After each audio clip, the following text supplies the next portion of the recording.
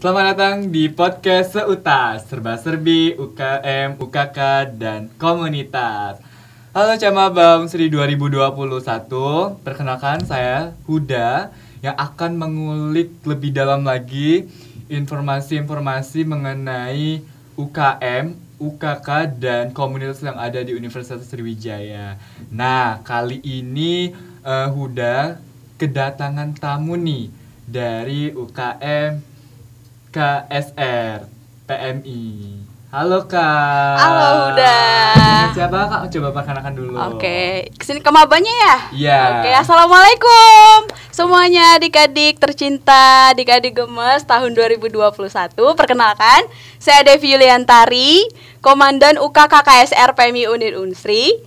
Asal fakultas dari Fakultas Kesehatan Masyarakat, jurusan Ilmu Kesehatan Masyarakat, peminatan promosi kesehatan 2017. Wow, udah kenal kan dengan kakak yang cantik ini? Ya. Nah Kak, langsung saja kita masuk ke pertanyaan-pertanyaannya. Nah, coba jelasin sedikit Kak mengenai KSR PMI itu apa sih Kak? Oke, sama seperti namanya sih, KSR PMI itu adalah sebuah organisasi kemahasiswaan ya, yang tentunya bergerak di bidang kemanusiaan, di bidang kepalang-merahan, dan juga di bidang sosial kemasyarakatan gitu kegiatannya. Seperti backgroundnya juga bergerak di bidang kesehatan, di bidang donor darah tentunya gitu. Oh, sangat mulia sekali ya pekerjaannya atau Amin. kegiatannya, bukan hanya di bidang kesehatan tapi ke bidang kemanusiaan juga. Nah Kak, untuk struktur organisasinya Kak, apa aja sih yang ada di KSR PMI Unsri ini? Oh, untuk struktur organisasi ya. Khusus di kepengurusan periode 2021 ini ya. Saya memiliki 16 orang termasuk saya yang mengisi struktur kepengurusan gitu. Yang terdiri dari 4 orang yang mengisi BPH inti. Ini termasuk saya, wakil komandan, sekretaris umum, dan bendahara umum. Jadi kami nggak punya sekretaris 1, sekretaris 2 atau bendahara 1, bendahara 2 ya, jadi langsung umum. Kemudian kami ini punya 6 bidang. Nah, ada bidang kesejahteraan sosial, ada bidang penanggulangan bencana, ada bidang pemberdayaan relawan, ada bidang kesehatan dan unit donor darah, ada juga bidang inventaris logistik, dan yang terakhir ada bidang komunikasi informasi. Semua bidang ini diisi oleh 2 orang, Huda. Oh, 2 orang ya? Iya, 2 orangnya ini sebagai kepala bidang dan juga sekretaris bidang. Jadi totalnya 12 tambah 4, 16 orang itu. Nah Kak, untuk menjadi perangkat itu bagaimana Kak prosesnya atau pemilihannya? Ada syaratnya sih. Minimal dia sudah menjadi anggota minimal 1 tahun, dan kemudian ada kompeten lah ya di bidang tersebut. Jadi sesuai dengan bidangnya masing-masing. Iya, karena dulunya dia tuh misal nih kakak nih anggota dari kesehatan unit donor darah ya. Nah, nanti setelah 1 tahun kemungkinan kakak bisa jadi tuh sekretaris bidangnya atau kepala bidangnya gitu. Harus satu linear ya dengan biasa. Apa yang kemarin itu.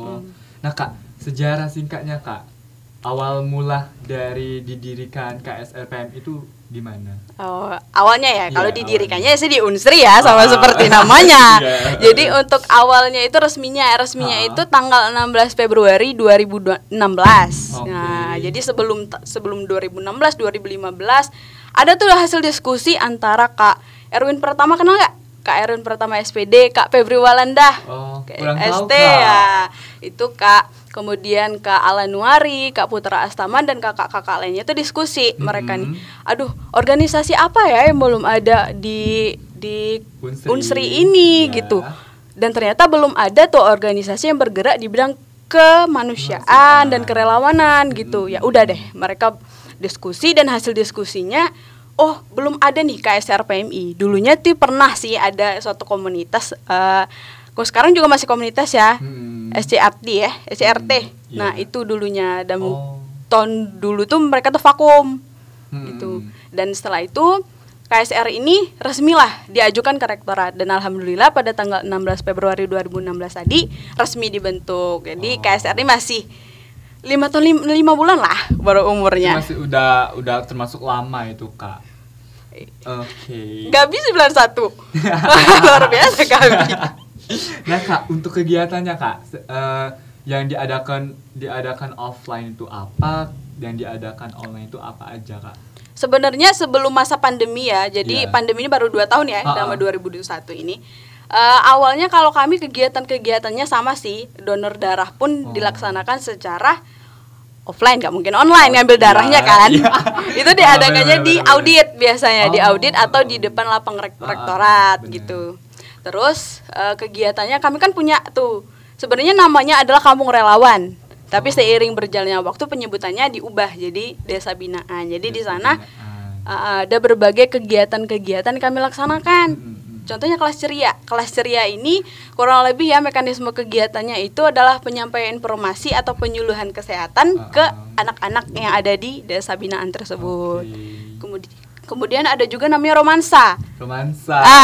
Ramadan di desa gitu. Jadi bukber, tarawih sama sahur bersama masyarakat di sana gitu. Itu di mana, Kak? Desa Binaannya? Ada di KTM Sungai Rambutan. Jadi kalau teman-teman lihat tuh KTM Sungai Rambutan itu adalah desa binaannya KSR PMI. Wow, hebat sekali ya.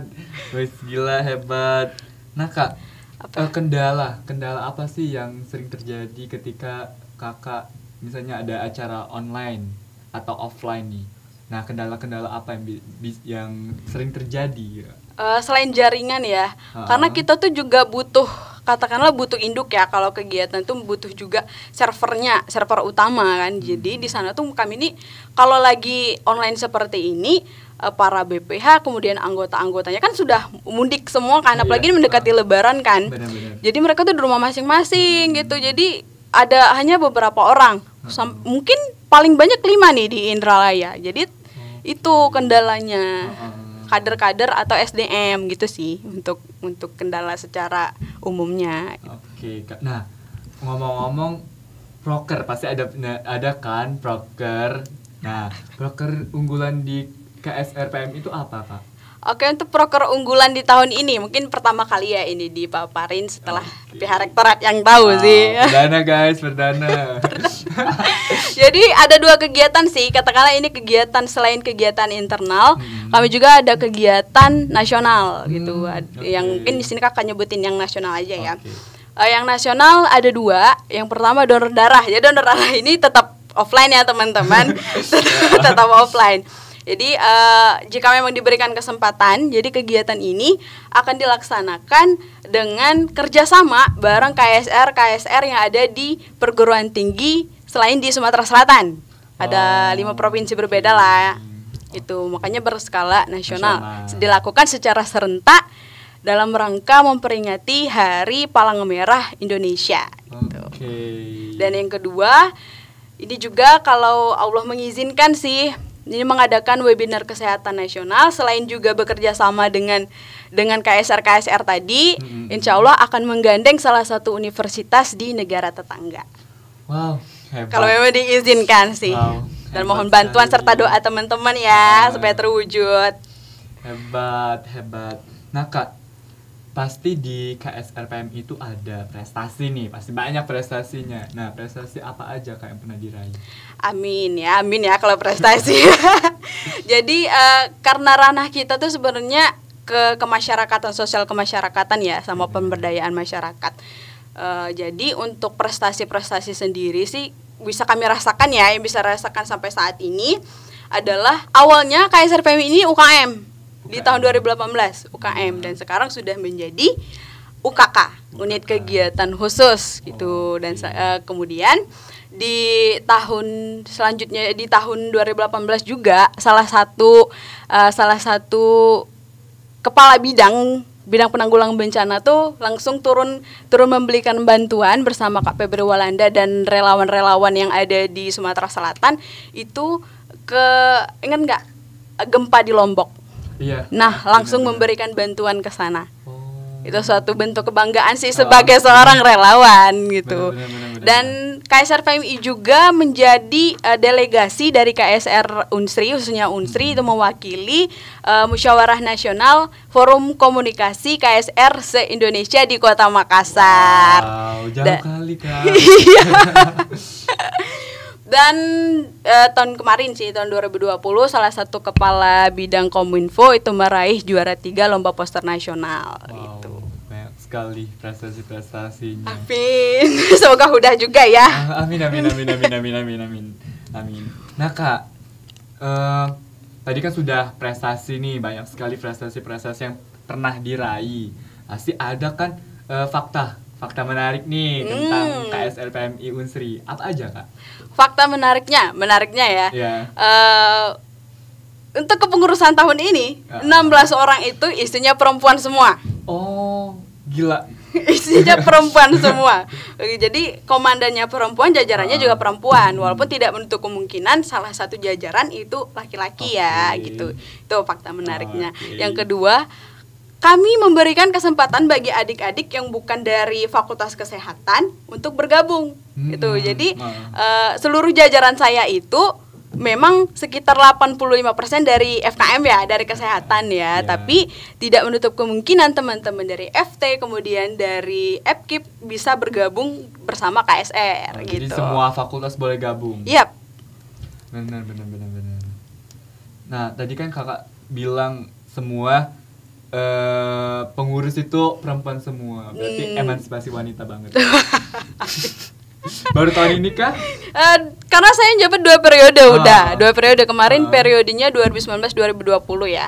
Karena mungkin kurang maksimal kami ya merasakannya, sudah lanjut tancap gas ke periode 2021. Nah Kak, untuk ini kan maba, ada maba kan. Nah, bagaimana sih cara agar kita bisa ikut atau join di KSR PMI Unsri? Oke, jadi kemungkinan ya untuk adik-adik tahun 2021 nanti oprek akan dilaksanakan setelah kepengurusan yang baru. Oke. Ya, karena pada saat ini kami sedang melakukan oprek juga untuk relawan angkatan ke-7. Sedang ada di tahapan yang namanya pradiksar, teman-teman. Jadi ada beberapa tahapan. Kalau open recruitment itu ada wawancara, kemudian ada paradik dan diklatsar gitu. Jadi kalau teman-teman mau ikut nantinya, kemungkinan saya bukan komandannya lagi. Ada komandan baru. Nggak bisa lihat kakak ini dong. Masih bisa kok. Masih bisa ya? Masih bisa karena sistemnya kalau udah demis nggak langsung terputus gitu hubungan, karena kami namanya menganut sistem kekeluargaan. Makanya kalau kami bilang UKK KSR PMI Unit Unsri, selain jargonnya salam relawan salam kemanusiaan, kami juga bilang keluarga besar UKK KSR PMI Unit Unsri gitu. Nah Kak, tipsnya biar lolos. Tipsnya? Rajin. Iya. Itu aja. Udah. Itu aja.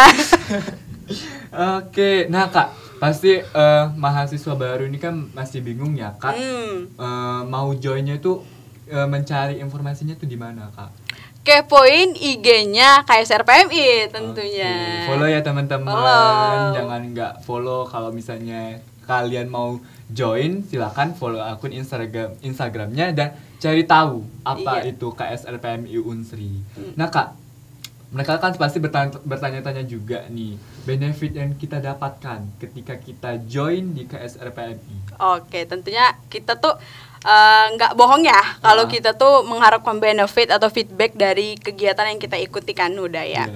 Yang pertama sih, kalau ini pengalaman saya menceritakan pengalaman pribadi saya ya. Boleh, silakan. Oke, yang pertama sih, walaupun saya dari Fakultas Kesehatan, saya tuh nggak diajarin bagaimana cara tensi darah, kemudian bagaimana kita cara mengecek glukosa, asam urat, itu nggak diajarin. Sama memberikan pertolongan pertama kalau ada yang pingsan, yang luka, sama mengangkat korban itu nggak diajarin. Nah di KSR PMI ini, alhamdulillah saya mendapatkan hal itu.